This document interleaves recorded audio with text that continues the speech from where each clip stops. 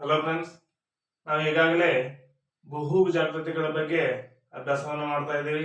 ಬಹುಭುಜಾಕೃತಿಗಳಿಗೆ English ನಲ್ಲಿ polygons ಅಂತೇಳಿ ಕರಿತಾ ಇದ್ದೀವಿ. ಹಾಗಾದ್ರೆ ಈ ಬಹುಭುಜಾಕೃತಿಗಳ ಒಳಕೋನಗಳ ಮೊತ್ತ, ಹೌದಾ? ಆ ಬಹುಭುಜಾಕೃತಿಗಳು ಏನದಾವೆ, ಅವುಗಳು ಒಳಕೋನಗಳನ್ನು ಹೊಂದಿದಾವೆ. ಆ ಒಳಕೋನಗಳ ಮೊತ್ತವನ್ನ ನಾವಿವತ್ತು ಏನ್ ಮಾಡ್ಬೇಕಾಗಿದೆ, ಕಂಡುಹಿಡಿಯಬೇಕಾಗಿದೆ. ಹಾಗಾದ್ರೆ ಆ ಒಳಕೋನಗಳ ಮೊತ್ತವನ್ನು ಕಂಡುಹಿಡಬೇಕಂದ್ರೆ ನಾವೊಂದು ಸೂತ್ರವನ್ನು ಬಳಸುತ್ತೇವೆ. ಆ ಸೂತ್ರ ಯಾವ್ದಂದ್ರೆ n-2 ಗುಣಾಕಾರ 180 ಡಿಗ್ರಿ. ಹಾಗಾದ್ರೆ ಇಲ್ಲಿ n ಅಂದ್ರೆ ಏನಂದ್ರೆ ಬಾಹುಗಳ ಸಂಖ್ಯೆ. ಆ ಒಂದು ಚತುರ್ಭುಜದಲ್ಲಿ ಎಷ್ಟು ಬಾಹುಗಳು ಇರ್ತವೆ ಅನ್ನೋದನ್ನ ಇಲ್ಲಿ ಸೂಚಿಸ್ತದೆ, ಹೌದಾ? ಹಾಗಾದ್ರೆ ಬಹುಭುಜಾಕೃತಿಗಳು ಯಾವುವು ಅನ್ನೋದನ್ನ ನಾವು ಈಗಾಗಲೇ ಹಿಂದಿನ ವಿಡಿಯೋಗಳಲ್ಲಿ ತಿಳ್ಕೊಂಡಿದ್ದೇವೆ. ಯಾವುದು? ತ್ರಿಭುಜ, ಚತುರ್ಭುಜ, ಪಂಚಭುಜ, ಷಡ್ಭುಜಾಕೃತಿ, ಸಪ್ತಭುಜಾಕೃತಿ, ಅಷ್ಟಭುಜಾಕೃತಿ, ಹೌದಾ? ತ್ರಿಭುಜ ಅಂದ್ರೆ 3 ಬಾಹುಗಳನ್ನು ಹೊಂದಿರ್ತವೆ, ಚತುರ್ಭುಜ ಅಂದ್ರೆ 4, ಪಂಚಭುಜ ಅಂದ್ರೆ 5, ಷಡ್ಭುಜ ಅಂದ್ರೆ 6 ಬಾಹುಗಳನ್ನ, ಸಪ್ತಭುಜ ಅಂದ್ರೆ 7, ಅದೇ ರೀತಿಯಾಗಿ ಅಷ್ಟಭುಜಾಕೃತಿ ಅಂದ್ರೆ 8 ಬಾಹುಗಳನ್ನ ಹೊಂದಿರುತ್ತವೆ. ಹಾಗಾದ್ರೆ ಇವುಗಳ ಒಂದು ಒಳಕೋನಗಳ ಮೊತ್ತವನ್ನ ನಾವು ಇಂದಿನ ಈ ವಿಡಿಯೋದಲ್ಲಿ ಕಂಡುಹಿಡಿಯೋಣ, ಹೌದಾ? ಹಾಗಾದ್ರೆ ಯಾವ ರೀತಿ ಅಂದ್ರೆ ಈ ಸೂತ್ರ ಬಳಸಬೇಕು. ಹಾಗಾದ್ರೆ ನೋಡಿ, ಒಂದನೇದಾಗಿ ಏನಿದೆ, ತ್ರಿಭುಜ ಇದೆ. ಯಾವ್ದಿದೆ? ತ್ರಿಭುಜ. ತ್ರಿಭುಜ ಅಂದ್ರೆ 3 ಭಾಗಗಳನ್ನು ಹೊಂದಿದೆ. ಹಾಗಾದ್ರೆ n ಅಂದ್ರೆ 3, n ಅಂದ್ರೆ 3. ಹಾಗಾದ್ರೆ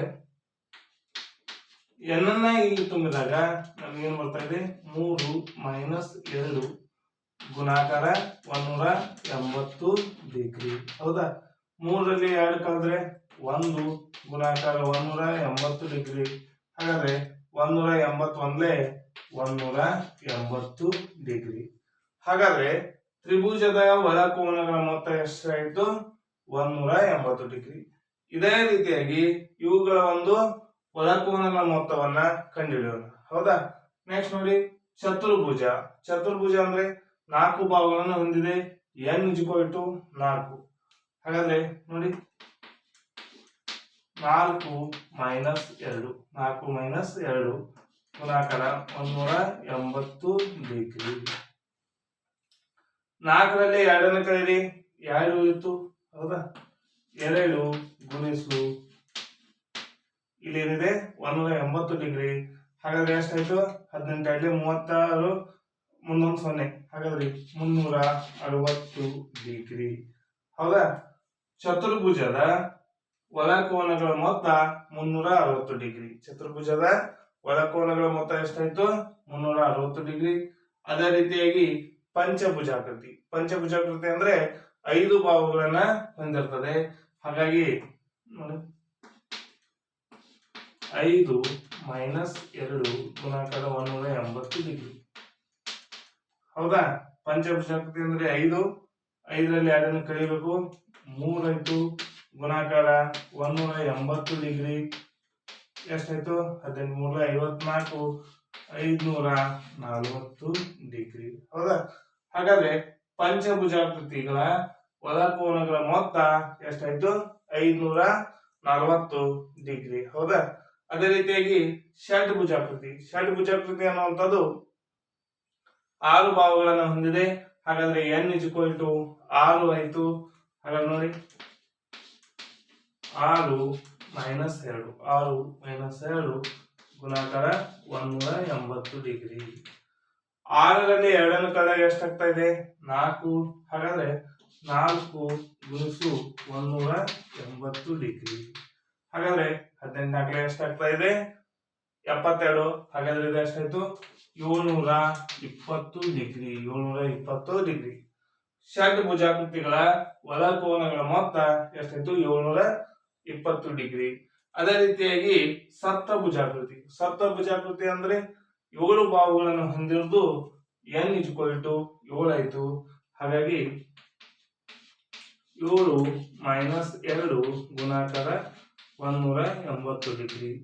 7ರಲ್ಲಿ 2 ಕಳೆದಾಗ 5 ಬಂತು, ಹೌದಾ? 5 ಗುಣಿಸು 180 ಡಿಗ್ರಿ. ಹಾಗಾದ್ರೆ 18 ಎಷ್ಟಾಗ್ತದೆ? 90 ಡಿಗ್ರಿ, ಮುಂದೊಂದು 0. ಹಾಗಾದ್ರೆ 900 ಡಿಗ್ರಿ. ಎಷ್ಟಾಗ್ತಾ ಇದೆ? 900 ಡಿಗ್ರಿ. ಯಾವುದು? ಸಪ್ತಭುಜಾಕೃತಿಗಳ ಒಳಕೋನಗಳ ಮೊತ್ತ 900 ಡಿಗ್ರಿ. ಅದೇ ರೀತಿಯಾಗಿ ಅಷ್ಟಭುಜಾಕೃತಿ. ಅಷ್ಟಭುಜಾಕೃತಿ ಅಂದ್ರೆ 8 ಭಾಗಗಳನ್ನು ಹೊಂದಿರುವಂತಹ ಆಕೃತಿ. ಹಾಗಾದ್ರೆ 8 - 2 ಗುಣಾಕಾರ 180 ಡಿಗ್ರಿ. ಹೌದಾ? 8ರಲ್ಲಿ 2 ಕಳೆದಾಗ 6 ಆಗ್ತಾ ಇದೆ, ಗುಣಾಕಾರ 180 ಡಿಗ್ರಿ. ಹೌದಾ? ಹಾಗಾದ್ರೆ 18 ಆಗಲೇ ಎಷ್ಟಾಗ್ತಾ ಇದೆ? 108. ಇದು 300. ಹಾಗಾದ್ರೆ ಎಷ್ಟಾಯ್ತು? 1080 ಡಿಗ್ರಿ. 1080 ಡಿಗ್ರಿ. ಯಾವುದು? ಅಷ್ಟಭುಜಾಕೃತಿಗಳ ಒಳಕೋನಗಳ ಮೊತ್ತ ಎಷ್ಟಾಯ್ತು? 1080 ಡಿಗ್ರಿ. ಈ ರೀತಿಯಾಗಿ ಬಹುಭುಜಾಕೃತಿಗಳ ಒಳಕೋನಗಳ ಮೊತ್ತಗಳನ್ನ ಈ ರೀತಿಯಾಗಿ ಕಂಡುಹಿಡಿದಿದ್ದೇವೆ.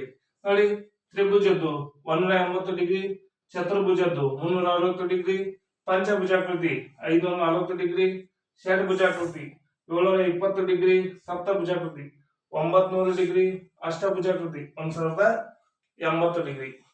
ಈ ವಿಡಿಯೋ ನಿಮಗೆ ಇಷ್ಟ ಆಗಿದ್ರೆ ಲೈಕ್ ಮಾಡಿ, ಶೇರ್ ಮಾಡಿ, ಸಬ್ಸ್ಕ್ರೈಬ್ ಆಗಿರಿ. Thank you.